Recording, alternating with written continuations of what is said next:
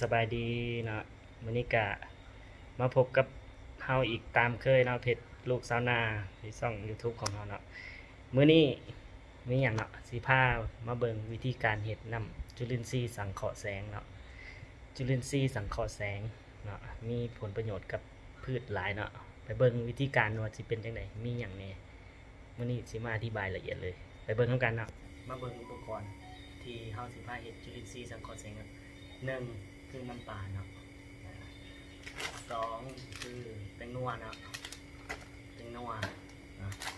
แล้วก็สิมีไข่เนาะมีไข่2หน่วยเนาะใส่ปลาแดกเนาะแล้วก็ขาดบ่ได้คือกะปิเนาะกะปินี่รสแต่งได้เนาะอันนี้ห่อนี่อย่างเดียวอันนี้คือเฮาสิมาเบิ่งวิธีการเฮ็ดจุลินทรีย์สังเคราะห์แสงเนาะแบบบ่มีหัวเสือเนาะเบื้องต้นคือทับไข่เนาะทับไข่ใส่ถ้วยเนาะ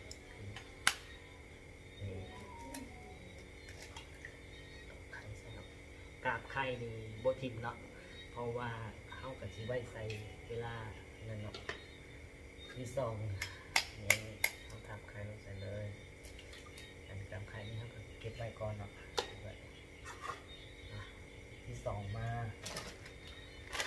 ซ่าเลยเนาะมาเบิ่งน้ำกันซ่าเป็นนัวนี่ใส่อยู่4บวงเนาะ4บวงนี่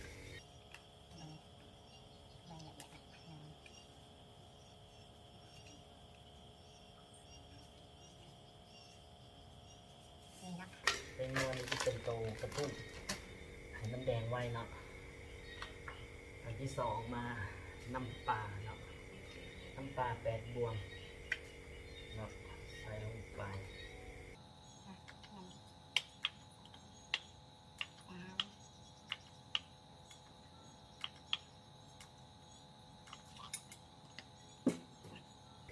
แล้วก็กระเดก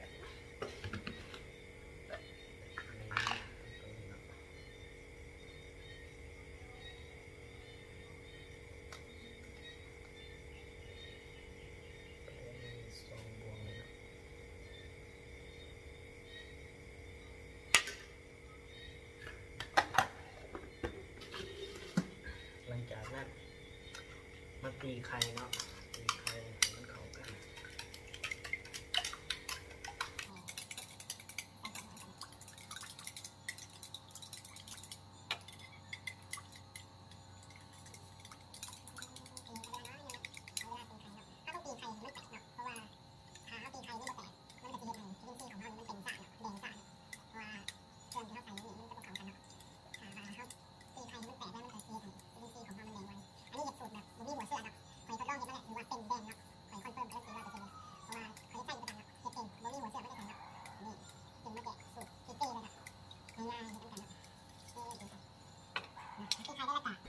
สิ่งที่ขาดไม่ได้คือ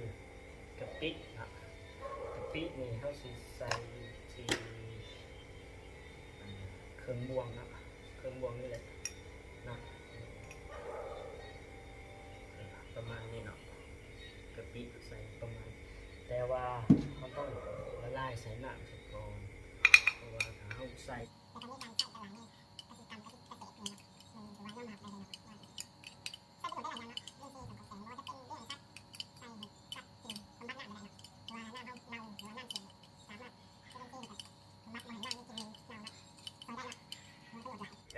ตอนนี้กะปิ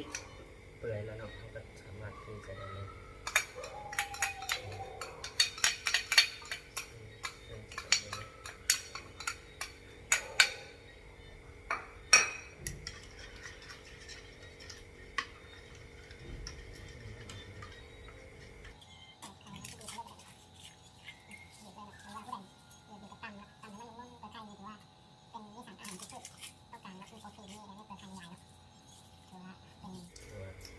เฮ็ดแบบขึ้นบ้านเขาเลยเนาะต้องใส่ใจในเรื่องพิธีการอะไรเป็นในนอนเนาะคอยเฮ็ดมาหลายเทื่อหลายที่คอยก็เป็นแดงหรือว่าเป็นเนาะ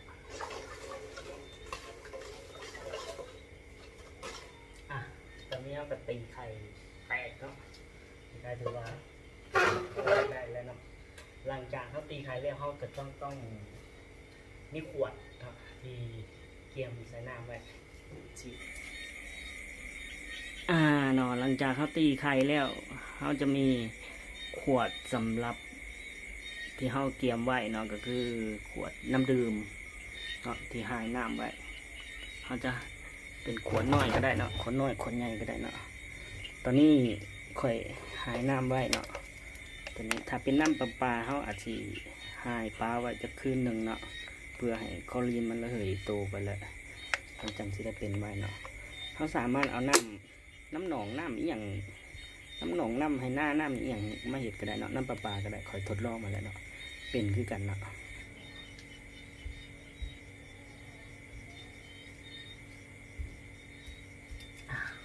ตอนนี้เขาก็ได้เอาขวดน้ำมาเรียบร้อยเนาะหลังจากนี้ก็คือเขาจะมาเอา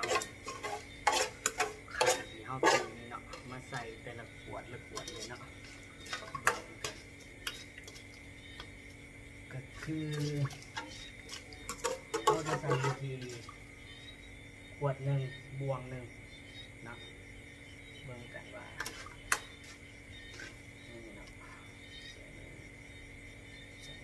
ใส่เลยเนาะ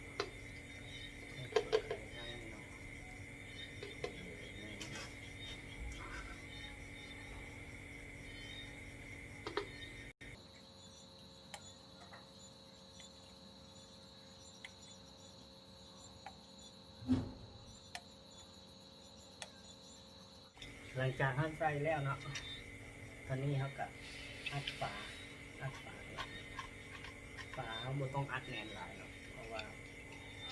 ตัวนี้มันจะเป็นกรดนะแล้วเขาอัดแน่นได้เขามันจะเป็นขวดเขาเป็นเนาะแล้วก็สีเป็นขวดเขา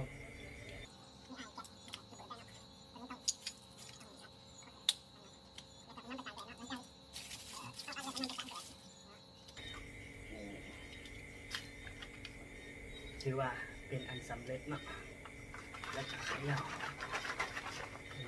เพียงเท่านี้เนาะเขาก็จะได้เห็นว่าเนาะจะเป็นน้ำสีแบบนี้หลังจากนั้นก็ไปกลางแดดเนาะไว้อีก7 มื้อมาเบิ่งกันเนาะปลามันสีแดงบ่เนาะเดี๋ยวเอาไปกันเลยเอาไปกลางแดดเนาะ